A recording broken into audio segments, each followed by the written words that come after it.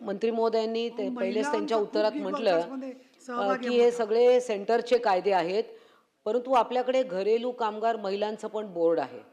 आता या अनेक सर्व्हिस प्रोव्हायडर्स या महिला असतात, जसं उदाहरणार्थ अर्बन कंपनीच्या मार्फत पण वेगवेगळे प्रकारचे वर्कर्स, ज्याच्यात महिलासुद्धा वेगवेगळ्या प्रकारचे सर्व्हिस प्रोव्हायडर्स आपल्या घरी येऊन सर्व्हिस प्रोव्हाइड करतात, ब्युटिशियन असतील वगैरे. तर आणि ह्यांचं लॉग इन आणि लॉग आउट काही लोक 2च तास काम करतात.